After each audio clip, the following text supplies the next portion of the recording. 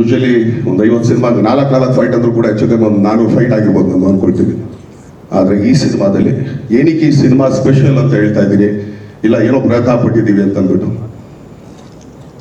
3 fight ಮಾಡಿದ್ದೀವಿ. ಒಂದು fight 2 ಕೈ ಇದೆ, ಇನ್ನೊಂದು ಫೈಟಲ್ಲಿ ಬರೀ 1 ಕೈ ಇದೆ, ಇನ್ನೊಂದು ಫೈಟಲ್ಲಿ ಕೈಗಳೇ ಇಲ್ಲ. ಅವ್ನು ಹೆಂಗೆ ಫೈಟ್ ಮಾಡೋದು ನೀವು ಅಷ್ಟೇ ಮಾಡಿ, ಇಮ್ಯಾಜಿನ್ ಮಾಡಿ, ಟಾಸ್ಕ್ ನಿಮಗೆ. ಬಟ್ 3 ಫೈಟರು 3 ಥರ ಇದೆ. ಏನಕ್ಕೆ ಫೈಟ್ ಬಗ್ಗೆ ಮಾತಾಡ್ತಿದ್ದೀನಿ ಅಂತಂದರೆ, ಹೊಸದೇನು ಮಾಡಿದ್ರೆ ನೀವು ಅಂದರೆ ಅದೇ ಫೈಟ್ ಅಲ್ಲ ಅಂತ ಈಗ ಕೊಟ್ಟಿದ್ದೀನಿ. ನಾನೇ ಹೇಳ್ತಾ ಇದ್ದೀನಲ್ಲ, 3 ಫೈಟ್ ಇಡೀ ಸಿನಿಮಾಗೆ ನಾವು ಮಾಡೋದು. 1 ಫೈಟ್ 2 ಕೈ ಇದೆ, 1 ಫೈಟಲ್ಲಿ ಬರೀ 1 ಕೈ ಇದೆ, ಇನ್ನೊಂದು ಫೈಟಲ್ಲಿ 2 ಕೈನೂ ಇಲ್ಲ. ಸೊ ಇಷ್ಟು ಸಾಕು ಅಂತ ಅನ್ಕೊಳ್ತೀವಿ. ಏನಕ್ಕೆ ನಾವು ಸ್ಪೆಷಲ್ ಅಂತ ಹೇಳ್ತೀವಿ ಅಂತ ಅಂದ್ಬಿಟ್ಟು, ಎಲ್ಲರೂ ಸಿನಿಮಾಗಳಲ್ಲಿ ನಾವು ಅನ್ಕೊಳ್ತೀವಿ ಹೀರೋ ಎಂಟ್ರಿ ಅಂತ ತಕ್ಷಣ ವಾವ್ ಧೂಮ್ ಧಮಾಕ್. ನೀವು ಫಸ್ಟ್ ಸಾಂಗ್ ನೋಡಬೇಕು ಅಂದರೆ ಹೆಚ್ಚು ಕಮ್ಮಿ 20 ನಿಮಿಷ ಕಾಯಬೇಕು.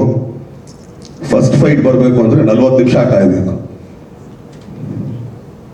ಅಲ್ಲ ತಪ್ಪೇನಿಲ್ಲ ಚಿನ್ನ, ಎಲ್ಲ ಇಮ್ಯಾಜಿನ್ ಮಾಡ್ಕೊಳ್ಳಿ, ನೋ ಪ್ರಾಬ್ಲಮ್. ಯಾಕಂದರೆ ಅನ್ಕೊಳ್ತೀರಾ ಹೀರೋ ಈಗ ಒಂದು ಸಾಂಗಲ್ಲಿ ಬರ್ತಾನೆ, ನಾನು ಫೈಟಲ್ಲಿ ಬರ್ತಾನೆ ಅಂತ.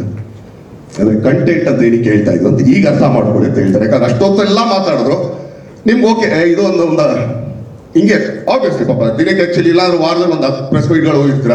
ನನ್ನ ಸ್ಪೆಷಲ್ ಎಲ್ಲರೂ ಹೇಳಿರ್ತಾರೆ. ಈಗ ಒಂದು ದರ್ಶನ್ ಸಿನಿಮಾದಾಗ ನೀವು ಸರ್ವೇ ಸಾಮಾನ್ಯ ಎಲ್ಲರೂ ಏನು ಅನ್ಕೊಳ್ತೀರಾ, ಎಲ್ಲ ಒಂದು ಫೈಟ್ ಒಂದು ಸಾಂಗಲ್ಲ ಬರ್ತಾರಪ್ಪ ಅಂತ ಅಂತಾರೆ.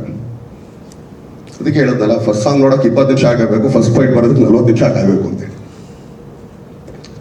ಇದು ನಮ್ಮ ಕಾಟ್ಯಾರ ಅಂತೇಳಿ. ಹೆಚ್ಚಿನ ವಿಡಿಯೋಗಳಿಗೆ ಪ್ರತಿಧ್ವನಿ ಯೂಟ್ಯೂಬ್ ಚಾನೆಲ್ ಸಬ್ಸ್ಕ್ರೈಬ್ ಮಾಡಿ, ಬೆಲ್ ಐಕಾನ್ ಕ್ಲಿಕ್ ಮಾಡಿ.